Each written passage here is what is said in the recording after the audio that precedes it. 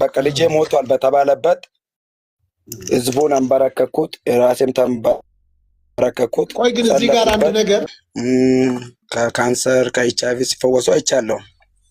የሞተስ የተነሳበት አጋጣሚ የለም። ሰዓቱ ነው ያመጡት እንጂ እግዚአብሔር ፈውሳል ብሎ አይደለም ያመጡት። ፕሮግራም ስላለ ያመጡት። እኔም ታመጡት ተሸክመው ነው ያመጡት። ቢያንስ የ7 ዓመት ልጅ ነው። እጅ ጭኜ ነው የጸለኩበት። በዛን ጊዜ ሙቀቱ እየቀነሰ መጣ። ለአገልግሎት የሚሰጠን ውሃ ነበረና አጠጣሁት። ልጁ ቀስ በቀስ ነው በሂደት እየተሻለው ዳነ። አንተ ነህ አስገድደህ ደፋሪ፣ አንተ ነህ ሰዎችን የምታሸማቅቅ እጅግ ነውረኛ ድርጊት የምታደርገው አንተ ነህ። ባይሰጠኝ እኔ ከአንተ በላይ ነው የማገኘው። ግን ቴንክ ዩ ፕሮፌት ኤልያስ በጣም አመሰግናለሁ። እንዴት ነው አገልግሎት? ሁሉ ጥሩ ነው? ጥሩ ነው። ጌታ ይባረክ። እኔ ጋር ለመጀመሪያ ጊዜ ነው ዛሬ ስገባ። ዛሬ ነው የገባሁት፣ ግን እከታተላለሁ። ሁሉ ውስጥ ገብቼ በጣም ትመቸኛለህ። በቃ በጣም እከታተላለሁ። ቴንክ ዩ እኔ ወንድም በጣም አመሰግናለሁ። እንግዲህ ለስንት ዓመት አገለገልክ? 7 ዓመት። 7 ዓመት በነብይነት ነው? አይደለሁም። ኳሪም ውስጥ ነበርኩም። ከዛም ወደ እየተንቀሳቀስኩ አገልግያለሁ። ኬንያ፣ ታንዛኒያ ምናምን ይቻለሁ። አገለገልክ? እዛ አገልግያለሁ። እስቲ በአንተ አገልግሎት ከሆኑ ድንቅና ተአምሮቶች አሉ? ድንቅና ተአምራቶች አሉ። አዎ። እስቲ አንዱን ገጠመኝ ንገረን እስቲ። ለምሳሌ በገጠመኝ ውስጥ እኔ አንድም ቀን ሲጸልይ እኔ ነኝ የሚለው ሀሳብ ውስጥ የለም። እሺ። በሚጸለው ላይ አምናለሁ፣ እግዚአብሔር ይችላል ነው የምለው። ግን አሜን አሜን። ብዙዎች ናቸው ድንቅና ተአምራት በምለው ሰዎች ይፈወሳሉ። ሂት ሲቀልጥ አይቻለሁ። ከካንሰር ከኤችአይቪ ሲፈወሱ አይቻለሁ። የሞተስ የተነሳበት አጋጣሚ የለም? የለም። እንዲነሳ ጸልዬ እንዲነሳ ፈልጋለሁ እንጂ የለም። ሞክረህ አታውቅም? ሞክረህ አታውቅም ማለት ነው? እኔ እየተናገረኝ መናገር ገጥማላ። ለምሳሌ ፕሮግራም ስትሄድ ወይ ማለት ተጠርተህ ሄደህ ምናምን ማለት ሞቶ ሳይሆን በጣም በከፍተኛ ሰው ታሞ ሞት አፋፍ ላይ ደርሶ ጸልዬ አውቃለሁ። እሺ፣ እሱን ንገረና። እሱ ምን ሆነ? ያ በጣም ታሞ ተሸክመው አመጡ። ፕሮግራም ነበረ በዛ ፕሮግራም ላይ። ከዛ በኋላ እኔም የማውቀው ነገር የለም። ጸለኩት። እየጸለኩት እያለ አመጡት። በቃ ልጄ ሞቷል በተባለበት ህዝቡን አንበረከኩት፣ ራሴም ተንበረከኩት። ቆይ ግን እዚህ ጋር አንድ ነገር፣ ቤተሰቦቹ ኦልሬዲ ሞቷል አሉ ልጃቸውን? አይደለም።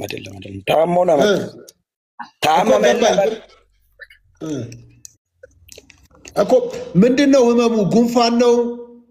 ራስ ምታት ነው? ምንድን ነው ያመመው? አይደለም ምግብ በልቶት አስታወከ አሉት። እሺ። ትኩሳት ነገር መጣበትና አቂም ከለከለው። እዚህ ጉልበት አጣ። ጉልበት አጣ። አመጡ። ማደርጉ ሰዓቱ ነው ያመጡት እንጂ እግዚአብሔር ፈውሳል ብሎ አይደለም ያመጡት። ፕሮግራም ስላለ ያመጡት። እኔም ታመጡት ተሸክመው ነው ያመጡት። ቢያንስ የ7 ዓመት ልጅ ነው። ኦኬ። ተሸክመው አመጡ። እያለቀሱ አመጡ፣ አስቀመጡ። በሚያስቀምጥ ገባው። ማደርጎን ሰዓት አገልጋይ ነው መቼም እያገለገልክ የምታደርገው ወደ እግዚአብሔር መጸለይ ነው። በወቅቱ ግን ውስጥ ፍርሃት አልመጣም? አልፈራህም?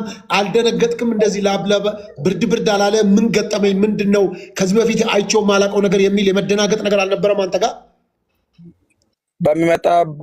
ይዞ በሚመጡበት ጊዜ ያን ነገር አልደነገጥኩም። ግን ምን ሆነ በሚለው ላይ ይሞታል ወይ ይኖራል ወይ ብዬ ተጠራጥሬያለሁ። እሺ ግን በውስጥ የመጣ በመጽሐፍ ቅዱስ ውስጥ እንደሚሰማው ኢየሱስ ያድና የሚለው በውስጤ ደግሞ ሙላት አለው። አሁን ኢየሱስ ያድናል የሚለው አንተ ውስጥ ነበረ እስከ ዛሬም አለ፣ በዛም ጊዜም አለ። ግን ድንጋጤ እንደነበረ ሆኖ በቃ ማደርጎ ሳጣ ጸልይ ተብዬ ያመጣው ተንበረከኩት። ህዝቡም ተንበረከከ፣ ጸለነው። እጅ ጭኜ ነው የጸለኩበት። በዛን ጊዜ ሙቀቱ እየቀነሰ መጣ። ለአገልግሎት የሚሰጠን ውሃ ነበረና አጠጣሁት። ልጁ ቀስ በቀስ ነው በሂደት እየተሻለው ዳነ። ከዛ በኋላ በፊቱ ከህመሙ በፊት ትንሽ ሲሻለው ይዞ ገቡት። ለውሳ መጣ ይዞ ገቡት።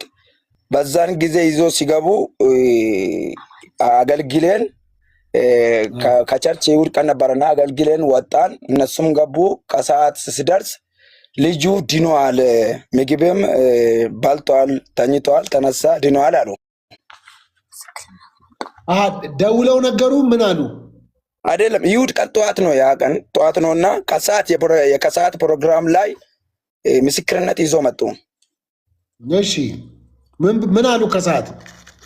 ከሰዓት ቅድም የተጸለየለት ልጅ የተጸለየለት ድኗል ብሎ ይዞ መጡ። ልጁ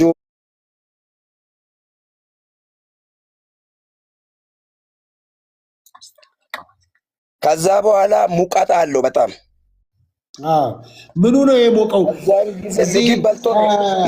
ደረቱ አካባቢ መሞቅ ነበረ ወይስ ጭንቅላቱ ነው የሚሞቀው? ሙሉ ሰውነቱ ነው ሙሉ።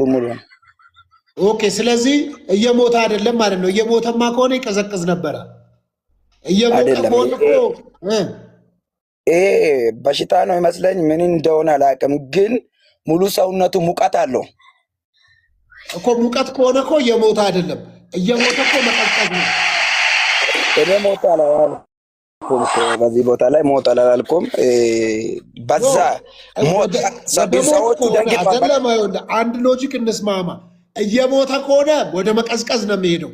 እየሞቀ ከሆነማ ጭራሽ እየፈላ እኮ ነው ልጁ እየሄደ ያለው። ጭራሽ ልነሳ ወደሚል ነው የሚሄደው እኮ። እየሞቀማ አይደለም። ሰው ሲሞት እኮ ወደ መቀዝቀዝ ነው አይደለም። ሙቅና ትኩሳት ይለያያል። አሁን ስለ ከሰውነታችን የቴምፕሬቸር ሙቀት አለ እኮ የተሰጠው አለን። ከዛ በላይ ትንሽ ከፍ ብለዋል ልጁ። አቅምም ልጅም ስለነበረ ደካክሞታል። በዛን ጊዜ ማደርጎ ሳጡት ሰዎቹ ወደ ቸርች ይዞ መጡት። ከዛ በኋላ ስንት ኪሎ ይሆናል ልጁ? ግን ስንት ኪሎ ይሆናል በኪሎ ደረጃ? እሱን አልመዘንኩም። ኖ ስንት ይሆናል? እስከ ስንት ይሆናል ግን ግምት? እኔ እንጃ። እሱን መዘን አልችልም። ወፈር ያለ ነገር ነው ቀጭን ነገር ነው ልጁ? መካከለኛ ነው። ወፍራምም አይደለም ቀጭንም አይደለም። ስለ እንትን ሰውነት ሙላቱ ማለት ነው። ማናት አሁን ቡና እየወቀጠች ያለችው? ባለቤት ናት ነው እንዴ? ድምጿን እየሰማው አንዳንድ መልስ እየሰጠች ነበረ። እየሰማው ማለት ወደ ሌላ ነገር መልስ እየሰጠች እየሰማው ነበረ እኮ። እኔ እኮ አውቄ ነው ያለፍኳት እኮ። ልክ ነው። ለምንድን ነው እሷ መልስ የምትነግርህ?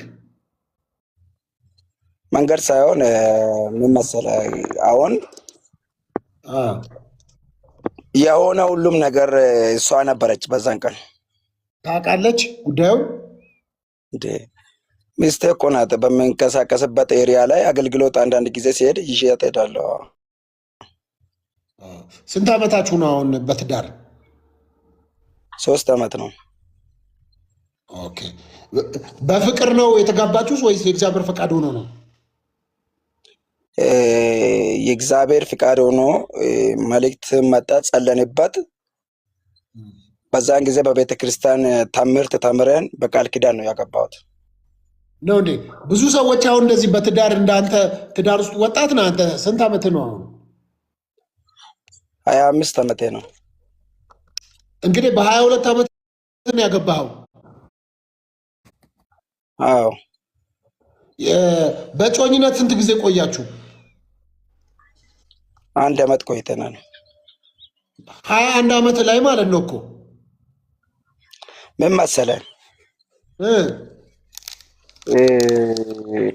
የአገልግሎት ናፍቆት አለኝ እኮ። ብዙ ሰው አሁን ትዳር ይፈራል። ገባኝ። ብዙ ወጣት ገባኝ። አሁን የአገልግሎት ናፍቆት አለኝ። ለምን መሰለህ? እሺ እኔ ያመንኩት የዛሬ 8 ዓመት አካባቢ ነው። ከሙስሊም ቤተሰብ ነኝ።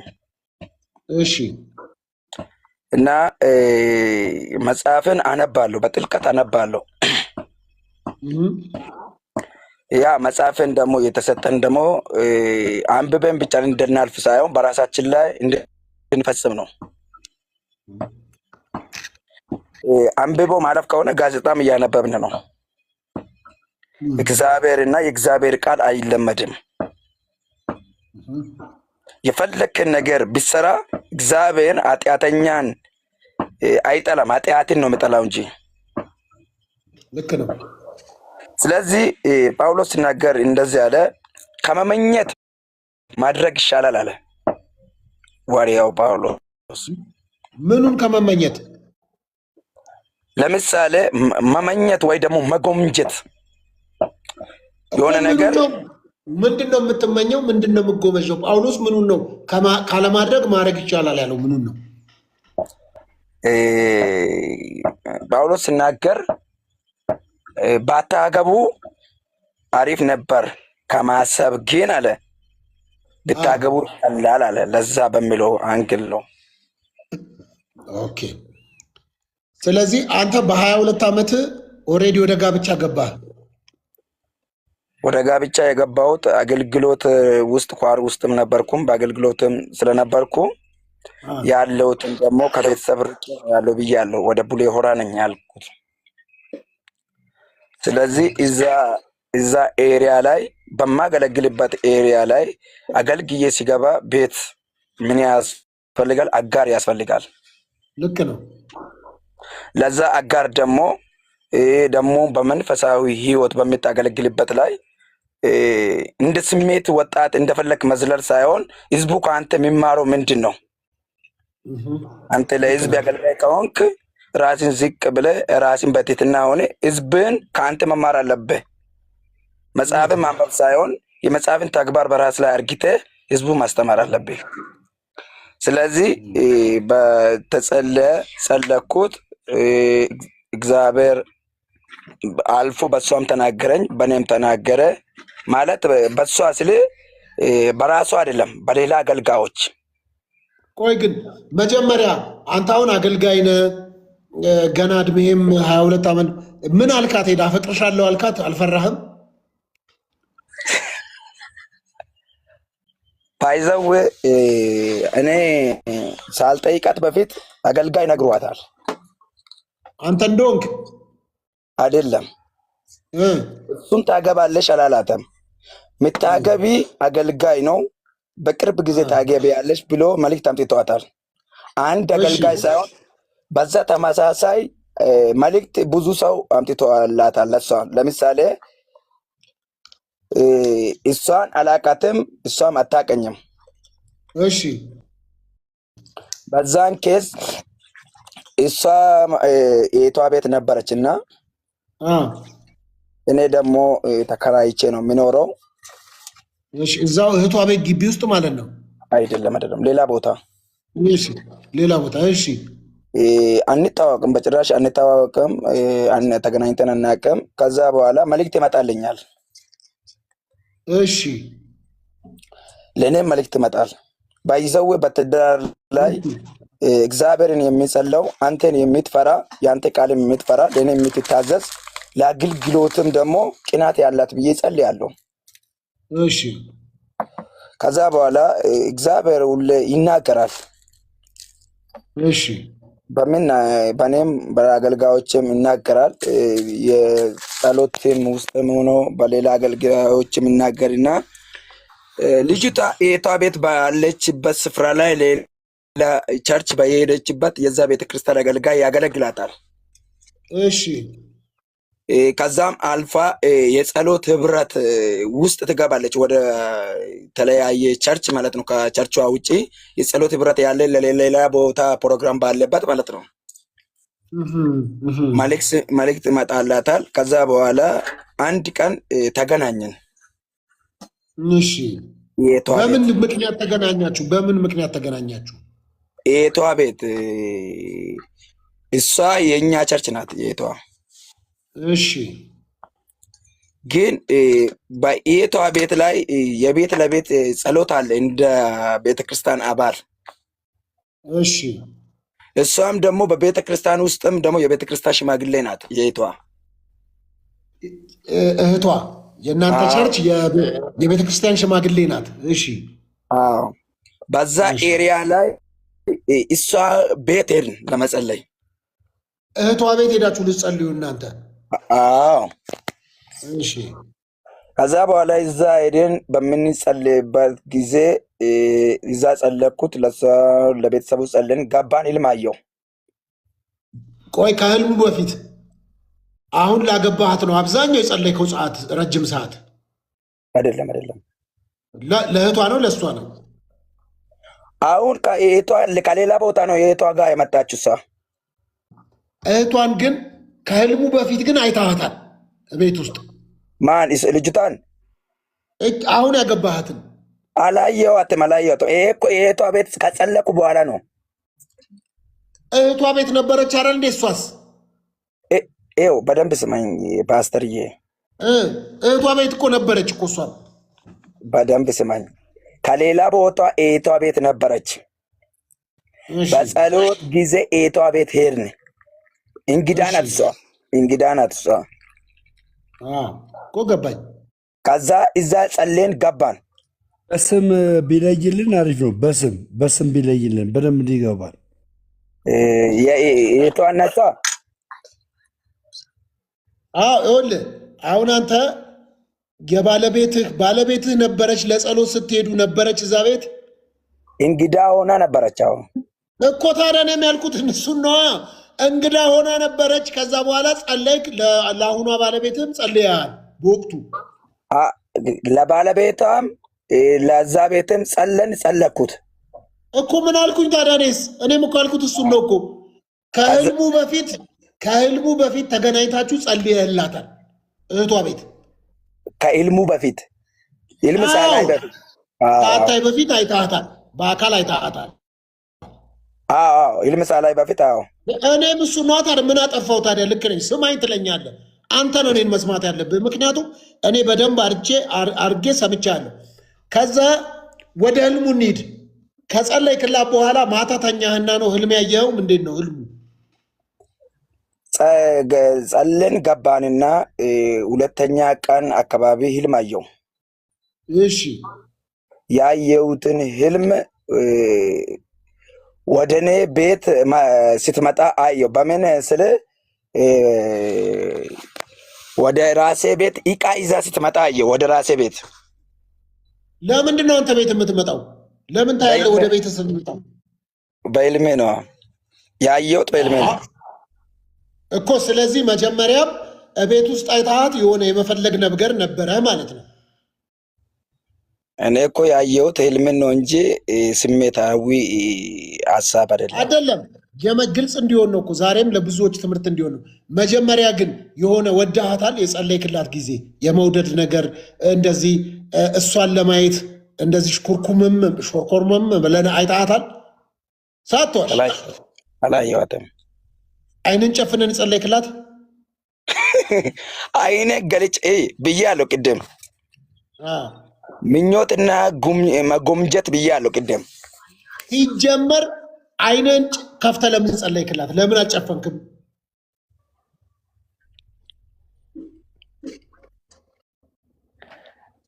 አይን የተሰጠን እንድናይበት ነው እንጂ አይናችን ጨፍነን እንድንጓዝበት አይደለም እኮ ፓስተር። እኔም ይሄን ነው የተስማማው። ስለዚህ የማየቱ ነገር ነበረ ማለት ነው። ትንሽ ቆየት ብለህ ጸልያለህ። አንድ ነገር ልጠይቅሽ። ጥሩ ነው። እኔ ባለቤቴ እየሰማች ነው እኮ ትታዘበናለች። ሁለታችን ነው አንተ። ሲሪየስ እኔ አንድ ነገር ልጠይቅሽ። ሲጸልይ ወደ ጸሎት ቤት ወደሚጸለይበት ቤት ይሁን ወይ ደግሞ ወደ ጸሎት ቤት ሲኬድ አይናችን ከፍቴ ነው የምንሄደው። ስትሄድማው ከገባህ በኋላ ጸሎት ላይ አይንን ጨፍነ ነው የምትጸልየው። ገባን። ቃል ስታነብ ሲጸልይ አይንን ትጨፍንና የሚከፍትበት ጊዜም አለ፣ የሚጨፍንበት ጊዜም አለ። አዎ ልክ ነው። ሪል ነው። ገብቴ ይንጸልይ ብለህ አይንን ብቻ ጨፍነ ብቻ አውርተ የሚወጣ አገልጋይ አለ ብዬም አላስብም። ታያለህ። እሱማ እንዴ ከዛ ሻይም ጠጡ ውሃም ጠጡ፣ የምግብ ጊዜም ሊኖር ይችላል፣ የሚቆረስ እንጀራም ይኖራል፣ ህብረት ይኖራል እኮ። ላይኖርም ይችላል፣ አይታወቅም። ስትልም ላይኖርም ይችላል፣ ሊኖርም ይችላል። ግን ርዕሳችን የማያትና አለማያት ቦታው ነው። ጥሩ በቃ ቀጥታ ሂድ። ህልሙን አየህ። ህልም ቤት ገባ። በሁለተኛው ቀን እቃ ይዛ ስትመጣ ወደ አንተ ቤት አየሃት። እሱ ላይ ነው የቆምነው። ቀጥል። አየዋትና ጸለኩ። ምንም አልሰማውም። አንድ ሁለት ቀን ጸለኩና ምንም አልሰማውም። ከዛ በኋላ አሁንም ተራራ ቡሌ ሆራ ተራራ ላይ ጸለኩ እጄ። እሺ ሁለተኛ ቀን ሶስተኛ ቀን ሲጸልይ ያንን ያየሁትን ህልም ፍቺን አገኘው። እሺ ምን ነበረ ፍቺው? ፍቺ እቺ ባለቤቴ ነው የሚል አገኘውና እንደዚህ እንደሰማሁት ከዛ በኋላ አንድ ነገር ለእግዚአብሔር ወደ እግዚአብሔር ጸለኩት። እሺ ምን አልክ? የስጋ ምኞት ሊሆን ይችላል በሚለው በሌላ አገልጋይ አረጋግጥልኝ ብዬ ጸለኩት ድጋሚ አሁንም። እሺ ከዛን ጊዜ ግን የስጋ ምኞት እንዳይሆንማ አልተመኘሃትማ። በህልም እኮ ነው የመጣችው። ስለዚህ ለምን ተጠራጠርክ? አንድ ነገር ልንገር። ምን መሰለህ፣ እኔ በህይወቴ ላይ እግዚአብሔር ተናገረኝ ላይ ተናገረኝ ብዬ አላወራም። እግዚአብሔርን በጣም ነው የሚፈራው። ሲጠራ እንደ ልጅ ነው፣ ስመጣ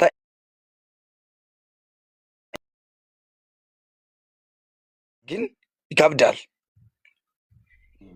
አንዳንድ ጊዜ የራሳችን መሻት ውድቀትን ነው፣ ከእግዚአብሔር ጋር ውድቀትን ያመጣል። ያንን ልምድ የለብኝም። አንድ ነገር ልንገርና ለምን መሰለ ገባኝ። እኔ እኮ ያልኩ አንተ የስጋ ምኞት እንዳይሆን በሌላ አገልጋይ አረጋግጥልኝ ብዬ እግዚአብሔርን ጠየቅኩት ስላልክ እኮ ነው።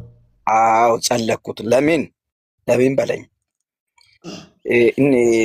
አንዳንድ ጊዜ ህልሙን ስላየ በህልሙ ተደግፌ የራሴ መሻት ልታመጣ ትችላለህ።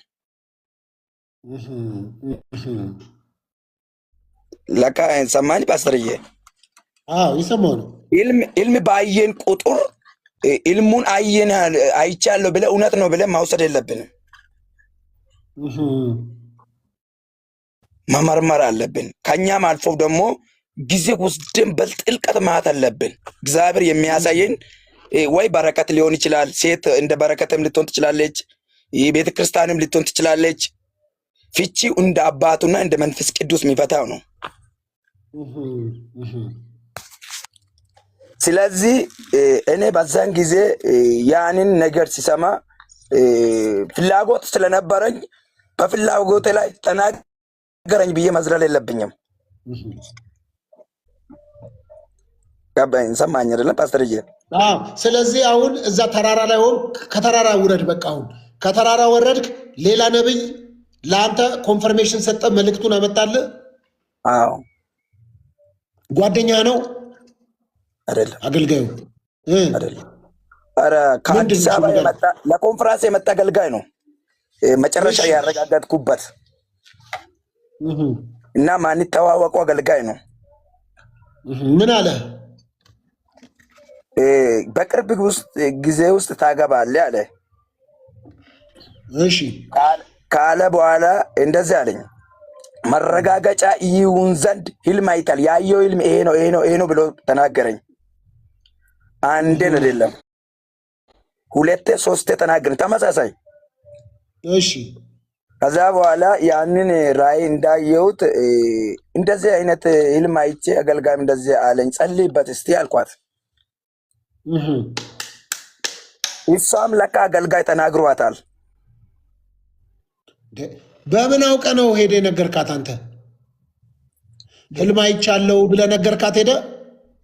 አዎ ኦኬ። ህልም አይቻለው እስቲ አንቺም ጸልይበት በዚህ ጉዳይ አልካት። ይህን ህልም አይቻለው እስቲ ጸልይበት አልኳትና ለካ እኔን መሆኗን አታውቅም እንጂ መልእክት መጥቶላት አገልጋይ ታገባለሽ፣ በቅርብ ታገባለሽ የሚለው ትንቢት ተነግሯታል። እሷም የምትጠብቀው ነገር ነበራት። አንተ ህልም አየህ፣ ነገሩ እየተገጣጠመ መጣ። ከዛ በኋላ መረጋገጫ ይሁን ዘንድ እግዚአብሔር ይናገርሽ እኔም ይናገረኝ ብዬ ሀሳብን አመጣሁት። እሷም አገልጋይ ተናገራት፣ እኔም ተናገርኩት። ከዛ በኋላ እግዚአብሔር ፍቃድ ነው በሚለው አንግል ላይ ወደ ቤተክርስቲያን ተስማምተ ወደ ቤተክርስቲያን ሽማግሌ ሄድን። ኦኬ። ሳትፋቀሩ አንተ አፈቅርሻለሁ አላልካትም እንዴ? አይደለም። በዛ ካወራ በኋላ ከይቅርታ ጋር ፓስተር ቆየም በኋላ ምልክት አንዴ ምልክት ሰጥቷል። ምልክት ለአንተም ለእሷ ምልክት ሰጥቷል። ምልክት ያለ ምልክት ነው ያገባት። እሷ ምልክት አላየችም። ለምሳሌ ግን መጽሐፍ ቅዱስ ላይ ከሆነ ይስሐቅ አብርሃም ለይስሐቅ ሎሌውን ሲልከው ምልክት ሰጥቶታል አይደል? ልክ እንደዛ አይነት ምልክት ሰጥቷል። አንተ ምልክት ለሱማ ህልም እኮ አይቷል እኮ በህልም እኮ አይቷል እኮ። እሷ ደግሞ ማየት አለባት፣ ህልም ማየት አለባት። እሷ ደግሞ አገልጋይ ነግሯታል። ከዚህ በፊት አገልጋይ ነው የምታገቢው እሱ መሆኑን ነው እንጂ ያላወቀችው አገልጋይ እንደምታገባ ኦልሬዲ መልእክት መጥቶ መልእክቱን ይዛ ቁጭ ብላ ነበር እኮ እሷ። ስለዚህ ምልክቱ ምንድን ነው? አንተ መሆንን በምን ታረጋግጣለች? እሷ ማረጋገጫ እሱ መሆኑን የማያረጋገጠችው ለእሱ የመጣው ህልም እሷን መሆኗን አሳያታ። ለእሱ እኮ ነው እሷ ነች ያለው። አልሰማህም ታሪኩን በደንብ ማለት ነው። ተሸውዷል። ሳስበው ተሸውዷል። ምኑን አገባሃት? ግን አሁን አገብተሃታል? አብረው እኮ ናቸው። በሰርግ አገባሃት? ከይቅርታ ጋር ብራዝራ እንዴ ቀለበት አሰራችሁ? አባ 3 ዓመታቸው ነው በትዳር። ልጅ ወለዳችሁ? ልጅ ወለዳችሁ? አልወለድንም። ለምን ይመስላል ልጅ ያልወለዳችሁት? ያን የግላችን ታሪክ ስለሆነ ያን ነገር በጥልቀት ባላወራ በቃ በዚህ ጉዳይ ፕራይቬት ነው። በዚህ ጉዳይ ኖ በዚህ ጉዳይ አጠይቀው። ግን ከሁለት ወር በኋላ እሱ አሜሪካን ሀገር ይሄዳል። የሚለያዩ ይመስለኛል።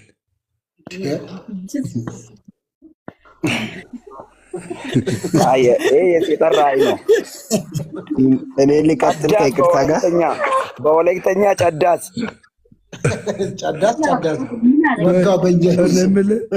እኔ አሜሪካን ሀገር ከሁለት ወር በኋላ ትሄዳለህ። ፕሮሰስ በ10 ቀን ያልቃል እና ምናልባት ይህን ህልም አላየህም አባ? እኔ እንደዛ ኮንፈርሜሽን እየመጣልኝ ነው። ምን ይመስላል ብራዘር? በእግዚአብሔር እና በእግዚአብሔር መንፈስ ላይ አትቃለድ ወንድሜ። አንተ ግን ውጭ ሀገር እንደምትሄድ ይኸው ራስን መልስ። ውጭ ሀገር እንደምትወጣ እግዚአብሔር ተናግሯል አልተናገረም? እንዳትዋሽ። እሺ ጸልይ። እነሱ የምትገርም የምትደንቅ ሚስት እግዚአብሔር ሰጥቶታል። ተስማምተው እየኖሩ ላለፉት 3 ዓመት 1 ዓመት በጮኝነት አብረው እየኖሩ እግዚአብሔር ቤት ሰጥቷቸዋል። መውለድ ደግሞ ልጆች የእግዚአብሔር ስጦታዎች ናቸው። በወቅቱ በጊዜው ደግሞ ይደርሳል። ገና እኮ 25 ዓመታቸው ነው። ቀላል ነው። እሺ ቀጥል ፕሮፌት። ቻርጀር ላይ ሰክቼ ላውራ ከይቅርታ ጋራ። ችግር የለም። ግን እኔ ትልቁ የፈለኩት ያንተ እንድታወራ ምኑን መሰለ፣ ይህን የጠየቁት ከሙስሊም ነው የመጣሁት ስላልክ የዳንክበትን መንገድ ነው ማወቅ የፈለኩት፣ እንዴት ወደ ጌታ እንደመጣ። ያንን ታሪክ ረዥም ነው፣ ግን አሳጥሬ እነግርሃለሁ። እሺ ንገረኝ፣ አሳጥር ነው። እኔ ከድሃ ቤተሰብ ነው፣ ለስራ ነው ወደ ቡሌ ሆራ የሄድኩት። ሹፌር ነበርኩና በሹፍርና ሰው ተጎዳብኝ። እሺ በዛን ኬዝ ወደዛ ምድር ሄድኩና ጫማ ነው የሚጠርገው። እሺ ቡሌ ሆራ አዎ ምርጥ ሀገር ናት ቡሌ ሆራ። በነገራችን ላይ በጣም በጣም ወደው ሀገር ነው። እሺ ከዛ በኋላ የወንጌል ስርጭት ይወጣል በአስፋልት ላይ። ልክ ነው፣ ብዙ ይወጣሉ ወጣቶች እና አዲስ ኪዳን መጽሐፍት ይዞ መጥቶ ሰጡኝና ወደ ኢየሱስን ክርስቶስን ተቀበል አሉኝ። እሺ ኢየሱስ ክርስቶስ ጌታ ነው በሚለው ላይ እኔ በኮምባሽን ወይ በዘይትና በዱቄት የመጣ እምነት ነው ተብለን በመስጊድ ስለሰማን መስማ የለኝም እኔ በዛን ጊዜ። ከዛ በኋላ ይሰብኩልኛል፣ መጥቶ ጫማ በሚጠርክበት ክርስቲያናቶች ይሰብኩልኛል፣ መንገድ የሚጓዙ ይሰብኩልኛል። እሺ አንድ ከወለይታ አካባቢ ነው ይመስለኛል መጣና እንደዚህ አለኝ። ጫማ ካስደረገ በኋላ አንተ ኃይለኛ አገልጋይ ነው የምትሆነው፣ በቅርብ ወደ ጌታ ትመጣለህ፣ ይኸው እግዚአብሔር ምስክሬ ነው ብሎ ሚሎብኝ ሄደ። ስቄበት ታውቁና ከዛ በኋላ ከሁለት ወር በኋላ በከፍተኛ ያመኛል። እሺ ከሁለት ልጅ ከኔና አንድ ልጅ ነበር፣ ለሁለት ነበር አንድ ቤት ውስጥ። እሱ ኦርቶዶክስ እኔ ሙስሊም ያለን እሱ ልጅ ሰፊኖ የአጎቱን ቤት ነው የሚገባው። ከአጎቱ ተደብቆ ነው መጥቶ ክላስ የሚያድረው አልፎ አልፎ። ግን ቤቱን አንድ ላይ ነበር የተከራየ ነው። በጣም በከፍተኛ ያመኛል፣ ኩላሊት ያመኛል፣ እንደ ብርድ ሆባ ነገር አርግቶ ያንቀጠቅጠኛል። ለሁለት ሳምንት በላይ ታመሜ ቤት ተኛው። በዛን ጊዜ የሚበላ የሚጠጣ የለኝም። በዛን ጊዜ በምድሩ እንደገባው ገና አዲስ ነኝ። በቃ ስቃይን ሲበላ ልጁ ቁርስ ላይ አንድ በየአይነት ቢያመጣ ያን በየአይነት ቁርስና ምሳ በላለሁ። እራት ካመጣ መጣልኝ፣ ካላመጣ እንደዚያው አድራለሁ ሆንኩትና ከሁለት ሳምንት በኋላ አንድ ልጅ ይዞ መጣል ያ ልጅ። ከዛ በኋላ አንተ እኮ ሐኪም ቤት የምትሄድበት ምናምን የለም አለኝና ለምን ቸርች አልወስድም አለኝ። እሺ ከዛ በኋላ አልፈልግም እያልኩት አይ ድኔበት የሚጸልዩ ሰዎች አሉ ከዳንክ በኋላ ትተዋለህ አለኝ። ከዛ በኋላ ሄድኩት። እንደ ሄድኩት ቁጭ ብዬ እያለው አገልጋዩ ቃሉን ሰበከና አንድ ነቢይ አለ የሚጸልይ የቤተ ክርስቲያኑን ባለራዕይ ነው። እዚህ መካከል ውስጥ አለ የሞት መንፈስ አለው ብሎ ሲቋም አለው። ሰውዬ እያየሁት ኡምባ አይን ሰው ሞልቶ ሰውን ሲታይ በኡምባ ውስጥ አልፎ የሚታይ ነገር አለ። እያየሁት ራሴ ሳትኩት፣ ወደኩት። አጋንንቱ ለፍልፎ ከኔ ጮ ወጣ።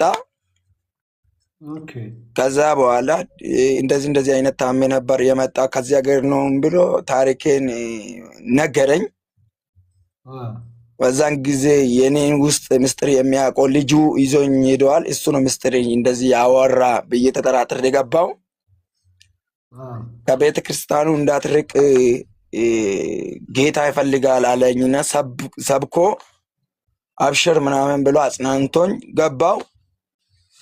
ከዛ በኋላ እዛን ቀን ይሁድ ቀን ከሰዓት ነበር የሄድኩት። ከዛ በኋላ ዳንኩት። ሰኞ ለታ እንደምንም ሁኜ ስራ ቦታው አልኩት። ሳምንቱን ተሻለኝና በይሁዱ ቀን እዛ ውስጥ የሚደረገው የመንፈሳዊ ንቅናቄ በዝማሬ ሲዘሉ ሰዎች በመንፈስ ቅዱስ ሲነኩ ሊሳን ሲያወሩ ትምህርት አስተምረዋቸው እንደ ጊዝ የሚያወሩ ይመስለኛል። እዛ ፎጎራ ሊፎግር ሄዳለሁ። ድኛለሁ። ጊዜ ለማሳለፋ ሙስሊም ስለነበርኩ አልቅምም። ብቅምም አልፎ አልፎ ትንሽ ቅማለሁ እንጂ መጠጥን አልጠጣም። ከተማ ውስጥ ከመዞር እዛ እጄ ታሪካቸውን አለው ብያለሁ። አንድ ቀን እጄ ፎከስ አድርጌያለሁ። እያየው ያለው ጠራኝ እኔን እና ጌታ ይፈልጋል። ስሜ ዛኔ አድነን ነበር፣ የሙስሊም ስሜ አድነን ዛክር ነበር እና አለኝ። የሄድኩት አንተ ልጅ ከብዙ ውጥረት አልፌ መጥተሃል። ባለፈውም ተናግሬሃለሁ። መንፈስ ቅዱስ ያስገድደኛል ስለ አንተ እግዚአብሔር የኤልያስን ቅባት ሰጥቷል፣ ያሳድጋል፣ በቤቱ ተመላለስ፣ ለወንጌሉ ይፈልጋል አለኝ። የሚለኝን ነገር አላዳመጥኩም። እዛን ቀን እንደዛ ስለኝ ፎጎራ መስሎኛል። ያ በቃ በሚያደርጉትን ፖዚሽን ሙድ ነገር ይመስለኛል እና ባክ አደርጋለሁ። ባክ ሳደርግ ድጋሜ ታመምኩ። በዛ ኢማም አሁንም ሰውዬ ጋር ሄድኩ። ለምን ሄድክ አለኝ። ሄድኩት፣ አስረዳኝ። የሙስሊም ችግር ይሄ ነው፣ የኦርቶዶክስ ችግር ይሄ ነው፣ የፕሮቴስታንት ችግር ይሄ ነው የሚባለው የምን ነገር በውስጤ ድሮ የምንቃወመው ነገር ከዳንኩ በኋላ በመስጊድ የሚነገረን ነገር አለ። መስጊድ ላይ ምናምን የሚወራውን ተውና የአንተን የመዳን መንገድ ንገረኝ፣ መረዳትህን። ከዛ በኋላ አሳመነኝ፣ ይሻልኩት፣ ተመላለሳለኝ። ደህንነት እንድማር አደረጉኝ። ደህንነቱን ለበሽታ ስል ተከታተልኩት፣ ተጠመቅኩት። በዛው ህልሞችን ማየት ጀመርኩት። በጸሎት ህብረት ውስጥ ሆኜ ከተጠመቅኩ በኋላ ደቀ መዛሙርት እየተማርኩት ህልሞችን ማየት ጀመርኩ። አንዳንድ ጊዜ አይኔን ጨፍኜ ማው ነገር እንደ ድንገት የሚያው መገለጦች አሉ። እንደ ድንገት ይመጣሉ። አይኔን ሲከፍት የለም፣ አይኔን ሲጨፍን አሉ። በዛ ሆኖ እየተጸለየ በዛው ድኜ ቀረው። ኦኬ፣ በጣም አሪፍ ነው። ስንት ዓመተ ምህረት ነው ይሄ ማለት? የስንት ዓመት ልጅ ነበርክ? ቢያንስ 8 ዓመት ነው። የ8 ዓመት ህፃን ልጅ ሆነ? አይደለም 8 ከተቀበልኩ 8 ዓመቴ ነው። አሁን 25 ዓመት ነው። በ17 ዓመት ማለት ነው። ኦኬ፣ በ17 ዓመት። ከዛ በኋላ ለሶስት ከይቅርታ እሺ፣ ምን ተስኖት ምንድን ነው የፈለገው? አውራሽ። አይ ቅድም ሹፌር ነኝ ብሎ ነበረ። በ17 ዓመት ደግሞ መንጃ ፈቃድ የማወጣም ድርጅት የለም። ሌላ ደግሞ ጓደኛዬ ነው ይዞኝ ሄደው ብላል ወደ ቸርች። ከሱም በፊት ደግሞ ጓደኛዬ ኦርቶዶክስ ነው ብላል። እሱን ሌላ ደግሞ ሚስትሬን የማውቀው እሱ ነው ብላል። ኦርቶዶክስ ሆኖ እንዴት ወደ ቸርች ይዞክ ሄደ? ወይስ እሱ ራሱ ይከታተላል? እሱን ነው ጥያቄ። አመሰግናለሁ። እሺ፣ አንተን አልሰማው እንጂ ኦርቶዶክስ ልጅ እየጠየቀኝ ነው ያልኩ። አንድ ያመነ ልጅ ማጣ ነው ያልኩ። እንደዛ አይደለም ፓስተር? ያው ያመነ የሚለውን ላይረዳው ይችላል። ያመነው ልጅ ከኦርቶዶክሱ ልጅ ጋር ማጣ። ልትድን ትፈልጋለህ? ይጸልይልሃል አንድ አገልጋይ አለኝ። ወደ ቸርች ይዞኝ ሲሄድ ተረዳኛው። እንቀውጦ ፓስተር ጅጅርብ አባቢ፣ እኔ የምልህ ባለቤት አጠገባለች አለች? አዎ።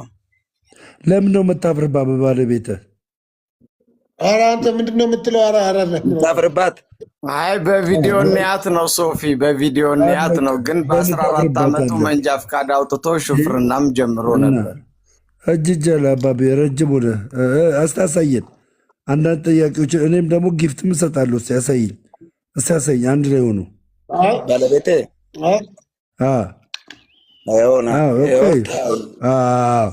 እኔ እንደውም ጊፍት ሰጣችሁ። እስቲ አሳይ፣ እስቲ ጊፍት እንሰጣችሁ ነው። አንድ ቆይ ጊፍት እንሰጣችሁ ነው እኮ። አንድ ቆይ ተረጋግጡ። ነው አንዴ ቀለበት አየህ። ሰላም ነው፣ እንዴት ነሽ እህቴ? አንድ ቆይ ናና ጊፍት እንሰጣት ነው። እቅፍ አድርጋት። አንድ ጊፍት እንሰጣት ነው። ወደ ስክሪኑ እንዳታመጣ እና አንድ ጊፍት ማርያም ስማ እና ልሰጣት ነው ጊፍት። አምጣት አንድ ብቻ አንሙተ ና ጠጋቤ አንዴ አንዴ አንዴ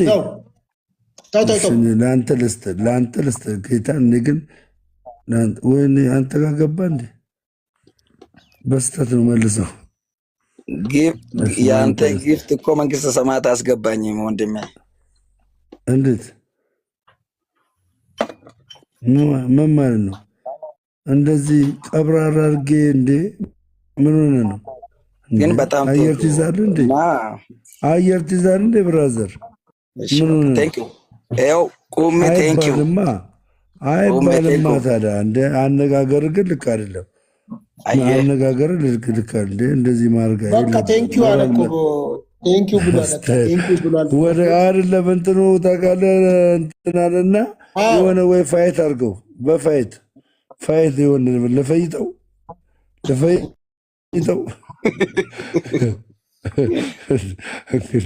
እና ታዲያ ምን በቃ ትንሽ ነቃ ምናምን። ስማ ፕሮፌትነትን መቼ ነው ያገኘው? ለማንኛውም ፕሮፌትነት የሾመኝ ሰው አይደለም። ማን ሰው? ኦኬ ቤተክርስቲያን አልሾመችም አይደለም። እኔ የተባልኩት ዛኔ ነብይ ነው የተባልኩት እንጂ ፕሮፌት የሚለው ቃላት እንትን በቲክቶኩ ስም ፕሮፌት የሚለው ቀጠልኩበት ነው እንጂ ስሜ ኤልያስ ነው። ኦኬ ነብይ አልተባልክም፣ ግን በምትናገረው በእግዚአብሔር ቃል ላይ እና እግዚአብሔር በሚናገር ትንቢት ላይ ሆኖ ሰው ነው የሚቀበል እንጂ እኔ በራሴ ላይ መሾም አልችልም። ማን የሾመ ፕሮፌት ብሎ ታዲያ? ለምሳሌ ሰው በእምነት ለሰው ምሳሌ ሰው ሲፈወስ ከበሽታ ሲድን የሆነ ችግር እግዚአብሔር በጭላንጭል በተሰጠኝ ራእይ ትንሽ ጭላንጭል ነው። በደንብ እግዚአብሔር አይናችን በነገራችን ላይ ማለት ነው። በነገራችን ላይ ባለቤት በጣም ታምራለች፣ ጠይም ናት። እግዚአብሔር እንግዲህ የልጅ ፍሬ ይስጥህ አባ፣ የልጅ ፍሬ ይስጥህ። ከሁለት ወር በኋላ አሜሪካ ስለምገባ ቶሎ በላ አጣድፈው አባቴ፣ አተኛ፣ ጸሎት አታብዛ።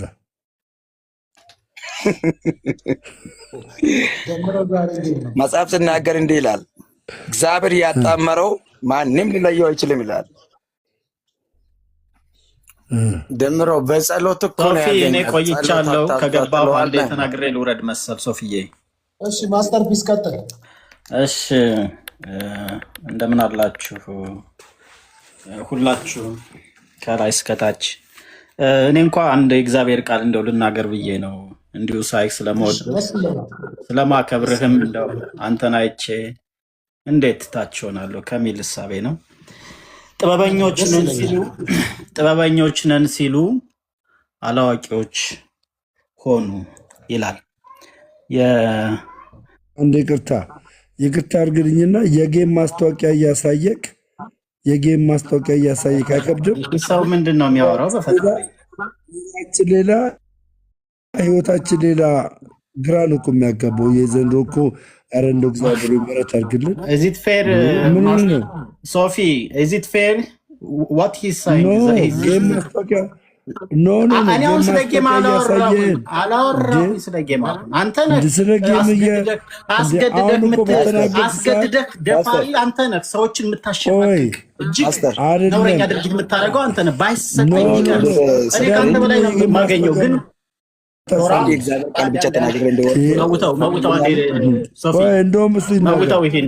አንደኛ ማስተርፒስ ነኝ በነገርህ ላይ የጌም ማስታወቂያ እያሳየ ኖር ነው። የጌም ማስታወቂያ እያሳየ አንተ ነህ ሰዎችን የምታሳቅቀው። አሳቀህ የሌለ ነው። ሌላ ሰው ሰዎችን በመቤቴ በማርያም በምናምን ብለህ የቅዱሳንን ስም እየጠራ እሱ ነው። አይተሃል አይደለ? የእግዚአብሔር ቃል ሲጠራ ተመልከት እንዴት ወሮ በላ እኮ ነው። የጌም ማስታወቂያ አሁን እኔ ስለ ጌም አውርቻለሁ። ሶፊ ፍረደኝ። ፍትህ አንተ ስትናገር ሰው አንተን ያይካል። አንተ ብልጥ ነህ ስትናገር ሰው የጌም ማስታወቂያ ሰው ያያል። አንተ ስትናገር ብልጥ ነህ። ማስታወቂያ መስራት ነው። የእግዚአብሔር ቃል ብለህ ማስታወቂያ አየው መስራት ቅናቱ ነው። እኮ ነው። በእግዚአብሔር ቅናቱ ቃል ላይ እኮ ነው። ልሸቃቅጥ ነው አንተ። ይኸውልህ ልሸቃቅጥ ነው አንተ። ተመልከት። አየው እኔ አሁን ስለ ልሸቃቅጥ ጌም አውርቻለሁ። ሶፊ ስለ ጌም አውርቻለሁ። በምትናገርበት ሰዓት ሰዎች አንተን ይመለከቷል። ጌም የሚል ያያሉ። ቀጠሮ ጌም እንዳለ ይመለከታሉ። በዛ ቀጠሮ ጌም ላይ አንተ የእግዚአብሔርን ቃል ሸቃቅጠ ልሸቅጥ አላልኩም። እንዴ? አንደኛ አንተን አይደለሁማ። እኔ አንተን አይደለሁ። አንደኛ እኔ ሰውን አላሳቅቅም። ማንጅራት መች ራሱ ክብር አለው። አንተ እኮ ከዛም በላይ ነው እኮ ሰው የምታሳቅቀው። ፈጣሪ እኮ እኔ ባለፈው እኮ ሽምቅቅ ድቅቅ ነው ያልኩት። በቃ ሰው እንደዚህ ወርዶ አልኩኝ። አህል ብለው ይቅርብኝ። እኔ ብትለምናኝ ተባላክ ትሰጥሃለሁ። እስማ በቀን ምን አንበሳ ነው የሚወርድልኝ? ምንድን ነው የምታወራው? ዝም ብዬ ኮራ ብዬ ጅንን ብዬ ስቀመጥ ሶፊ ዝም ብዬ ክብሬ ግርማ ሞገሴ ራሱ ዝም ብሎ ይገባሃል እያሉ አንበሳ ነው የሚሰጥ። ጋለሪ እንኳን እኔ ሶፊ ይበልጣል። ብራዘር ምንድን ነው ጉራ ጋለሪ ሶፊ ይበልጣል። ሶፊ የበለጠ ጭራሽ እኔማ አድርስብኝም፣ ግን ሶፊ ይበልጣል። እኔ እንኳ ስለ ጌም ላወራ አልነበረም። የጌሜን ማስታወቂያ ሰራህልኝ። በዚህ አጋጣሚ አላልኩም። አየሁ ዞሮ መጣ። ዞሮ መጣ። ተመልከቱ ጉዶች ይኸውላችሁ። ዞሮ አይ ሰው በእግዚአብሔር ቃል እግዚአብሔር እንደው ምሕረት አድርግልኝ በእውነት። አቤት ማስታወቂያ ሰራልኝ ያለ ዓላማውን አወጣው፣ እቅዱን አወጣው። ወንድሜን ሶፊን ሰላም ብለው ይኸውልህ፣ ቲጂ የምትባል ታችን ገብታለች። እስኪ ሰላም ብላት። ቲጂን በትልቁ አድርጋታል።